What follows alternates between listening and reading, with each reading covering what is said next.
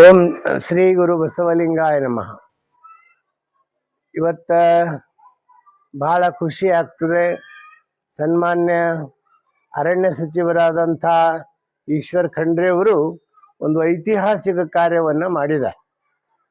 ಬಹುತೇಕ ನನಗೆ ನೋಡಿ ಬಹಳ ಹಿಗ್ಗಾಯಿತು.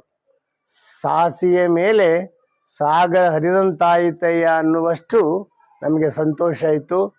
ಯಾಕೆಂದರೆ ಬೆಂಗಳೂರದ ರಾಜಧಾನಿಯಲ್ಲಿ ಒಂದು ಹೊಸ 153 ಎಕರೆಯಲ್ಲಿ ಉದ್ಯಾನವನವನ್ನು ಅವರು ನಿರ್ಮಾಣ ಮಾಡಲಿಕ್ಕೆ ಅರಣ್ಯ ಇಲಾಖೆಯಿಂದ ಸಂಕಲ್ಪ ಮಾಡಿದ್ದು ಬಹಳ ಸಂತೋಷ. ಅದರಲ್ಲಿ ಇನ್ನೂ ಹೆಚ್ಚಿಗೆ ಖುಷಿ ಆನಂದ ಏನಂದ್ರೆ ಅದಕ್ಕೆ ವಿಶ್ವಗುರು ಬಸವಣ್ಣ ಜೀವ ವಿಜ್ಞಾನ ಉದ್ಯಾನವನ ಅಂತ ಇಟ್ಟಿದ್ದಾರಲ್ಲ, ಅದಕ್ಕೆ ಬಹಳ ಸಂತೋಷ ಆನಂದ ಆಗಿದೆ. ಅಂಥ ಉದ್ಯಾನವನವನ್ನು ಇವತ್ತು ಸುಮಾರು 1.5 ಶತಮಾನದ ನಂತರ ಮತ್ತೊಂದು ಉದ್ಯಾನವನವನ್ನು ಬೃಹತ್ತಾಗಿ ನಿರ್ಮಾಣ ಮಾಡ್ತಿರುವುದು ಈಶ್ವರ್ ಖಂಡ್ರೆಯವರ ಒಂದು ಅವಧಿಯಲ್ಲಿ.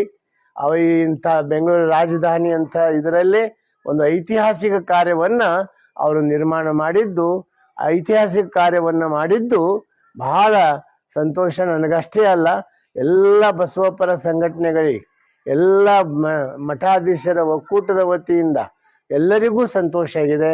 ಅದಕ್ಕೆ ವಿಶ್ವಗುರು ಬಸವಣ್ಣ ಉದ್ಯಾನವನವನ್ನು ಅಂತ ನಾಮಕರಣ ಮಾಡಿದ್ದು ಎಲ್ಲರಿಗೂ, ಬಸವ ಭಕ್ತರಿಗೆ ಎಲ್ಲರಿಗೂ ಸಂತೋಷ ಆಗಿದೆ. ಅದಕ್ಕೆ ನಾನು ಎಲ್ಲ ಬಸವಪರ ಸಂಘಟನೆ ವತಿಯಿಂದ ಮತ್ತು ಮಠಾಧಿಪತಿಗಳ ಒಕ್ಕೂಟದ ವತಿಯಿಂದ, ಅನುಭವ ಮಂಟಪದ ವತಿಯಿಂದ ಅವರಿಗೆ ಹೃತ್ಪೂರ್ವಕವಾದಂಥ ಅಭಿನಂದನೆಗಳನ್ನು ಸಲ್ಲಿಸ್ತೀನಿ. ಧನ್ಯವಾದ. ಶರಣು ಶರಣಾರ್ಥಿ.